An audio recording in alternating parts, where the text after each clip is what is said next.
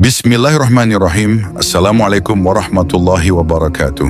Alhamdulillah, segala puji bagi Allah yang telah memberikan kita nikmat iman dan Islam. Salawat serta salam kita sampaikan kepada Nabi Muhammad Shallallahu Alaihi Wasallam, keluarganya, para sahabat, dan kita semua yang mengikuti jalan lurusnya.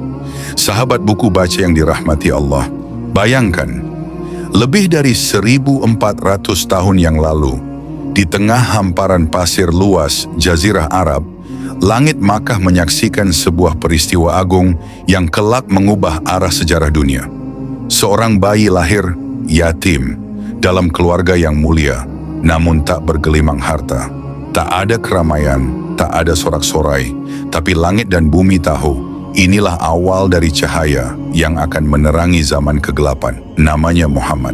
Sejak kecil ia diuji, dibentuk oleh kehidupan, dan dipersiapkan untuk tugas yang tak pernah dipikul manusia sebelumnya. Dalam seri ini kita akan menelusuri setiap jejak langkah beliau. Ini bukan sekadar cerita, ini adalah perjalanan iman, perjuangan, dan cinta yang tak bertepi. Inilah sirah nabawiyah, kisah kehidupan Nabi Muhammad Shallallahu Alaihi Wasallam.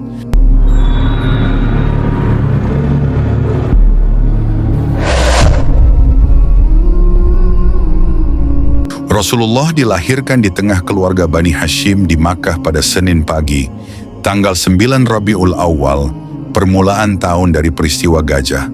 Ibnu Sa'ad meriwayatkan bahwa ibu Rasulullah berkata, "Setelah bayiku keluar, aku melihat ada cahaya yang keluar dari kemaluanku, menyinari istana-istana di Syam." Diriwayatkan bahwa ada beberapa bukti pendukung kerasulan bertepatan dengan saat kelahiran beliau, yaitu 1. Runtuhnya 10 balkon istana Kisra. 2. Padamnya api yang biasa disembah orang-orang Majusi. 3.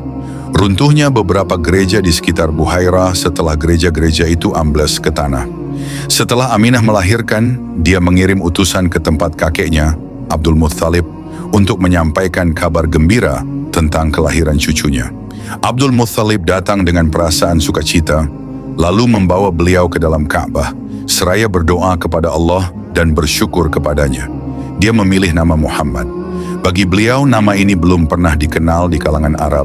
Beliau dikhitan pada hari ke-7, seperti yang biasa dilakukan orang-orang Arab. Wanita pertama yang menyusui beliau setelah ibundanya adalah Suwaibah, hamba sahaya Abu Lahab, yang kebetulan sedang menyusui anaknya bernama Masruh. Sebelumnya Suwaibah juga menyusui Hamzah bin Abdul Muttalib. Setelah itu dia menyusui Abu Salamah bin Abdul Asad al-Makhzumi. Tradisi yang berjalan di kalangan bangsa Arab yang relatif sudah maju, mereka mencari wanita-wanita yang bisa menyusui anak-anaknya. Sebagai langkah untuk menjauhkan anak-anak dari penyakit yang bisa menjalar di daerah maju. Agar tubuh bayi menjadi kuat dan otot-ototnya kekar. Melatih bahasa Arab dengan fasih melalui keluarga penyusu. Maka Abdul Muttalib mencari wanita dari Bani Sa'ad, yaitu Halimah bin Abu Zu'aib, dan suaminya Al-Haris bin Abdul Uzza. Halimah bisa merasakan barakah yang dibawa beliau, sehingga bisa mengundang decak kekaguman. Ada beberapa hal keberkahan yang terjadi ketika Halimah membawa bayi itu. Di antaranya, onta yang sudah tua yang tidak menghasilkan lagi susu, ternyata air susunya menjadi penuh. Keledai yang biasa dipakai yang sebelumnya lemah, menjadi perkasa dan dapat membawa beban yang berat. Ketika tiba di tempat tinggalnya, tanahnya menjadi subur. Domba-domba datang menyongsong dalam keadaan kenyang, dan air susunya juga penuh berisi. Begitulah Rasulullah tinggal di tengah Bani Sa'ad, hingga tatkala umur 4 atau 5 tahun, peristiwa pembelahan dada beliau. Kembali ke pangkuan ibunda tercinta. Dengan adanya peristiwa pembelahan dada itu, Halimah merasa khawatir terhadap keselamatan beliau, hingga dia mengembalikan kepada ibu beliau. Maka beliau hidup bersama ibunda tercinta hingga berumur 6 tahun. Aminah merasa perlu mengenang suaminya yang telah meninggal dunia dengan cara mengunjungi kuburannya di Yastrib.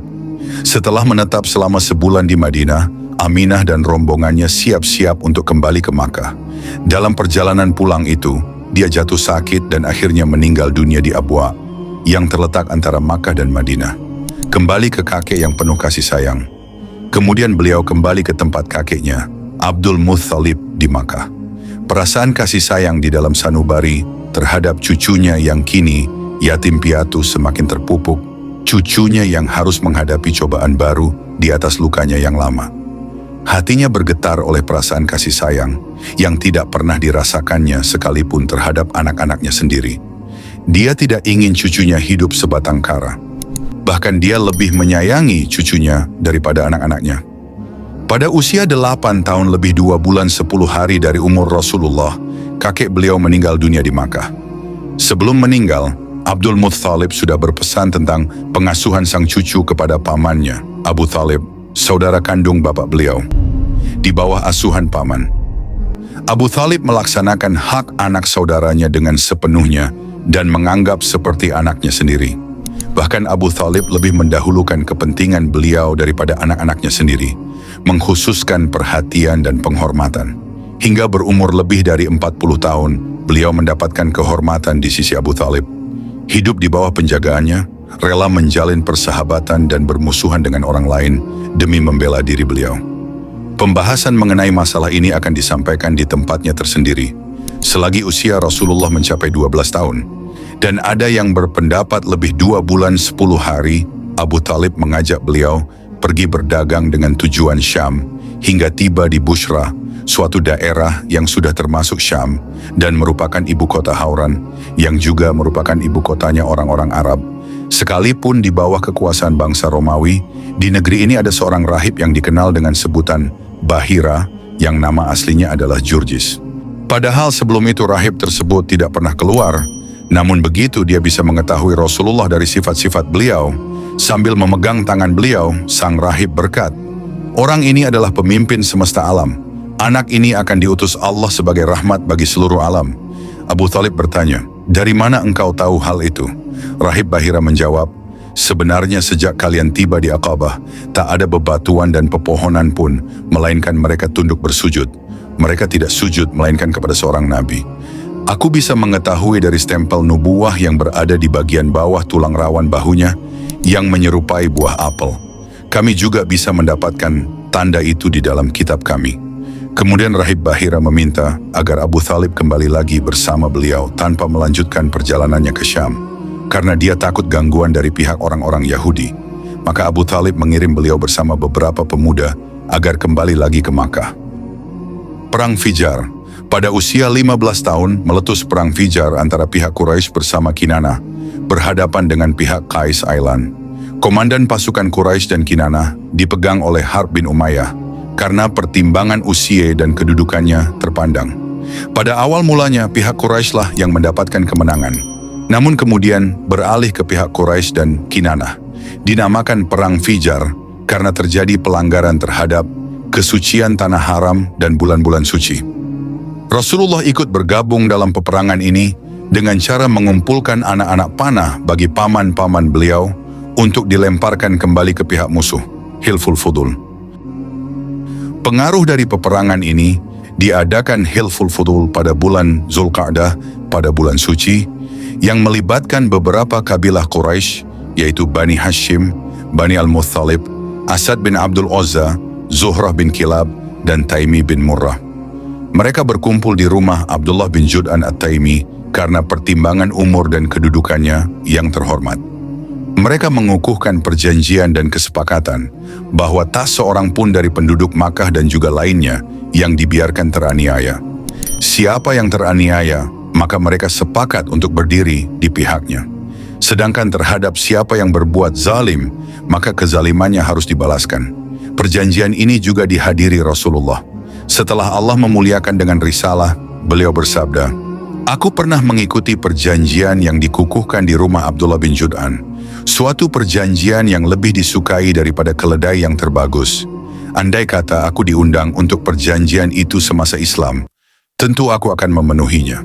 Ruh dari perjanjian ini ialah mengenyahkan keberanian model jahiliyah yang lebih banyak dibangkitkan rasa fanatisme.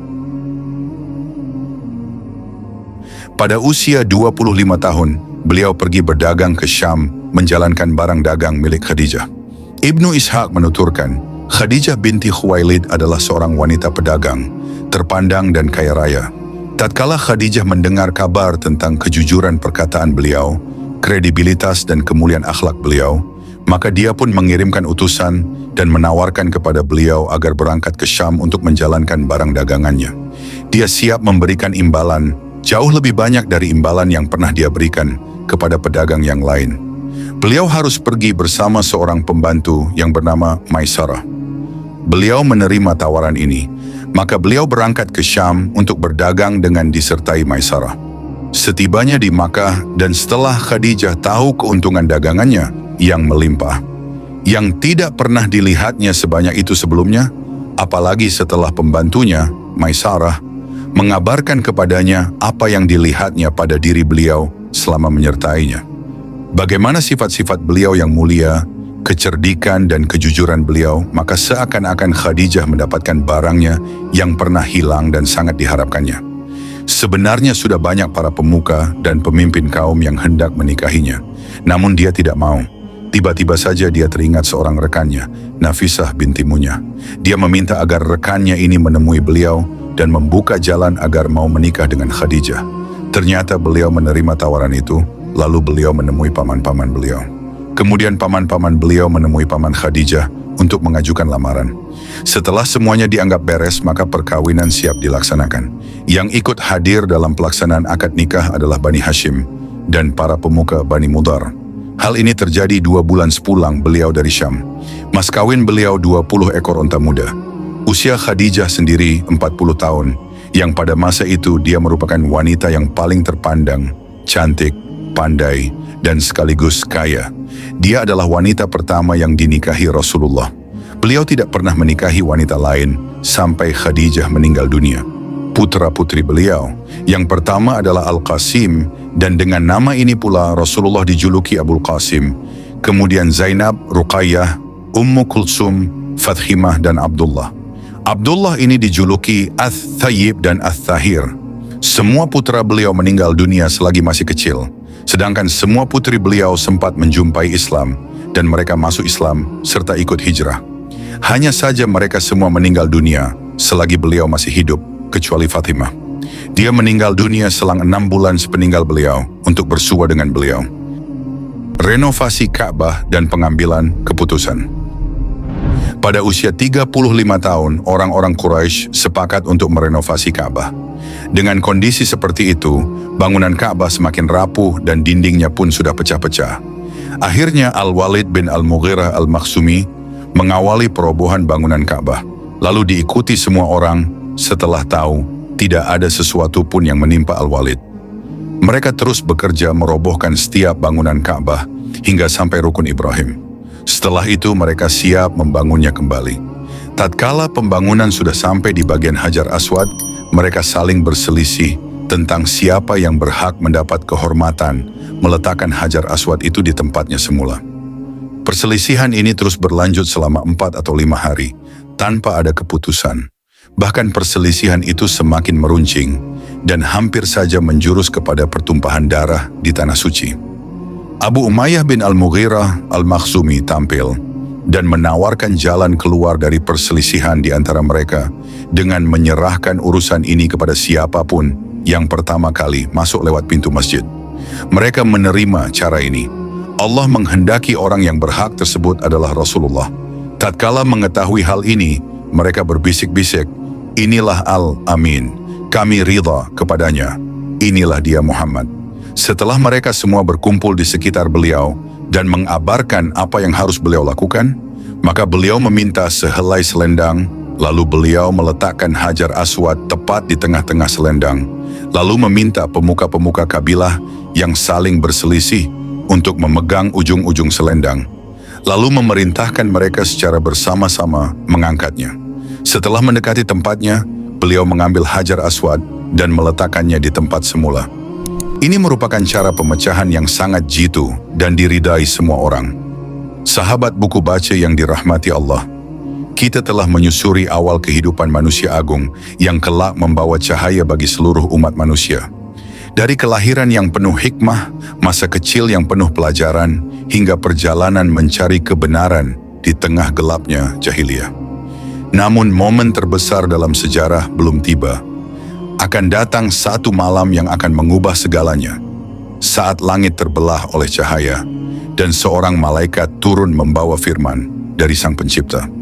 Di sanalah awal mula risalah itu dimulai, sebuah panggilan ilahi, sebuah amanah yang agung, dan sebuah misi yang akan mengguncang dunia. Nantikan kisah selanjutnya di part 2. Di bawah lindungan nubuwah dan risalah, ketika wahyu pertama turun dan dakwah Rasulullah Shallallahu Alaihi Wasallam pun dimulai. Wassalamualaikum warahmatullahi wabarakatuh.